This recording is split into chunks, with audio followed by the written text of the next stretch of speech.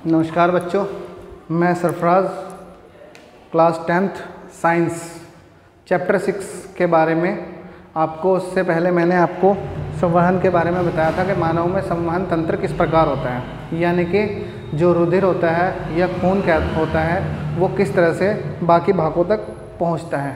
ठीक है, तो उसके बाद आपको मैं पौधों में परिवहन के बारे में बताऊंगा आज कि पौधों में परिवहन किस प्रकार होता है।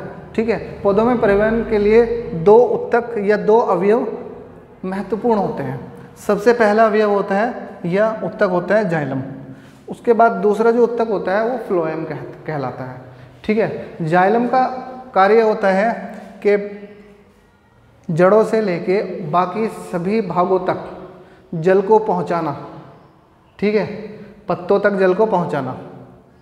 उसके बाद फ्लोएम का कार्य होता है। जब इसका कार्य हो जाता है तो उसके बाद फ्लोएम का कार्य होता है। फ्लोएम का कार्य क्या होता है कि प्रकाश संश्लेषण द्वारा जब भोजन बना लिया जाता है तो उस भोजन को शरीर के यानी कि पौधे के भागों तक पहुंचाने का कार्य कौन करता है? वो फ्लोएम करता है।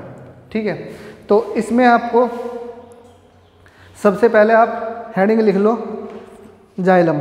तो जाइलम में आपको क्या लिखना है? जाइलम में आप लिखिए कि पादप तंत्र का एक अवयव है।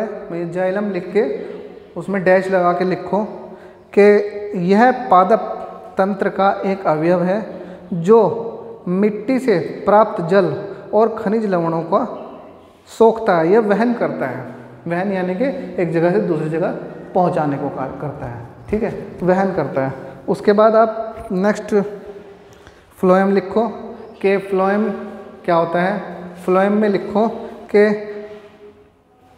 पत्तियों द्वारा प्रकाश संश्लेषण प्रक्रिया द्वारा बनाया गया भोजन बाकी भागों तक, पौधे के बाकी भागों तक पहुंचाने का कार्य करता है। ठीक है, ये हो गया। अब इसमें आप नेक्स्ट लाइन से लिखोगे। ठीक है, ये दोनों तो हो गए, इनका कार्य हो गया कि क्या क्या कार्य होता है। अब अगली लाइन से आप लिखोगे जड़ व मृदा के मध्य आयन सांद्रण में अंतर के चलते, यानी कि जल और मृदा, जो जल और मृदा में आयन सांद्रण होता है। ठीक है, उसके अंदर खनिज लवण भी होते हैं। तो इसका फ़ायदा क्या होता है कि जाइलम को वह सोख लेता है, क्या? जल को और खनिज पदार्थ को सोखने का कार्य करता है। तो आयन सांद्रण में अंतर के चलते जल मृदा से जड़ों में प्रवेश करता है तथा इसके साथ एक जल स्तंभ निर्माण हो जाता है, यानी कि जल का एक स्तंभ बनता चला जाता है। जब जल स्तंभ बनता है तो क्या होता है?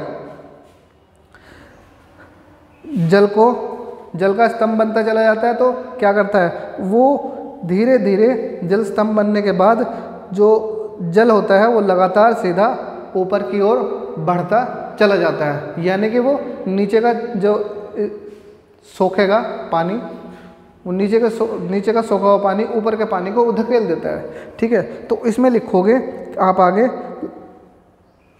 जल स्तंभ का निर्माण हो जाता के बाद जो कि जल को लगातार ऊपर की ओर धकेलता है। उसके बाद आगे लिखोगे कि जिससे कि ऊंचे वृक्षों के विभिन्न भागों तक जल पहुंच पाता है।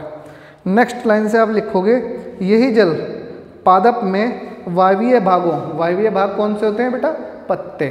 ठीक है, पत्तों से वायवीय भागों द्वारा वाष्प के रूप में वातावरण में विलीन हो जाता है। ठीक है, और जब वायवीय भागों से जब जल निकल जाता है तो इस प्रक्रिया को क्या कहते हैं? इस प्रक्रम को कहते हैं वाष्पोत्सर्जन। ठीक है बेटा।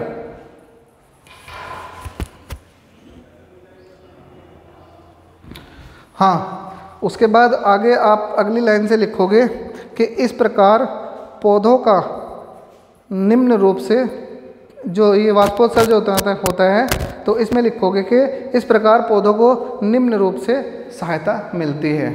क्या क्या सहायता मिलती है? इसमें पहला पॉइंट लिखोगे कि जल के अवशोषण एवं जड़ से पत्तियों तक जल तथा विलय खनिज लवणों के ऊपर मुखी गति में सहायक होता है। नेक्स्ट पॉइंट लिखोगे पौधों के ताप नियमन में भी सहायक होता है। ताप नियमन में किस तरह से सहायक होता है कि जिस तरह से गर्मी पड़ती है, जैसे गर्मी पड़ती है तो अपना टेम्परेचर मेंटेन करने के लिए पत्तों से पानी वाष्प के रूप में निकलता है, तो इस तरह से होता है। अब अगला टॉपिक लिखोगे आप लोग, भोजन तथा अन्य पदार्थों का स्थानांतरण, ब्रैकेट में लिख दोगे पौधों में। तो इसमें पहला पॉइंट लिखोगे कि प्रकाश संश्लेषण के विलय उत्पादों का वहन स्थानांतरण कहलाता है, जो कि फ्लोएम ऊतक द्वारा होता है। मैंने आपको पहले ही बताया था, फ्लोएम ऊतक क्या होता है, प्रकाश संश्लेषण के द्वारा जब भोजन बना लिया जाता है तो वह सीधा अन्य भागों तक पहुंचाने का कार्य करता है। ठीक है, ये होता है। फिर नेक्स्ट सेकंड पॉइंट लिखोगे, स्थानांतरण पत्तियों से पौधों के शेष भागों में ऊपरमुखी यानी कि दोनों दिशाओं, ऊपरमुखी दोनों दिशाओं, ऊपरमुखी दोनों दिशाओं यानी कि इधर भी और इधर भी, ठीक है, दोनों दिशाओं में होता है। फिर थर्ड पॉइंट लिखोगे कि फ्लोएम द्वारा स्थानांतरण ऊर्जा के उपयोग से, जो फ्लोएम द्वारा जब स्थानांतरण होता है यानी कि भोजन को एक जगह से दूसरी जगह ले जाया जाता है तो उसमें ऊर्जा लगती है, तो वह इसमें लिखोगे कि ऊर्जा के उपयोग से पूरा फ्लोएम पूरा होता है, सॉरी फ्लोएम नहीं लिखना, ऊर्जा के उपयोग से पूरा होता है। अतः सुक्रोज फ्लोएम ऊतक में एटीपी ऊर्जा से परासरण बल द्वारा स्थानांतरित होता है। ठीक है, आज बेटा इतना ही। नेक्स्ट क्लास में आपको उत्सर्जन के बारे में पढ़ाया जाएगा, जो कि लास्ट टॉपिक है आपके लेसन का। ठीक है, और आज इतना ही, धन्यवाद।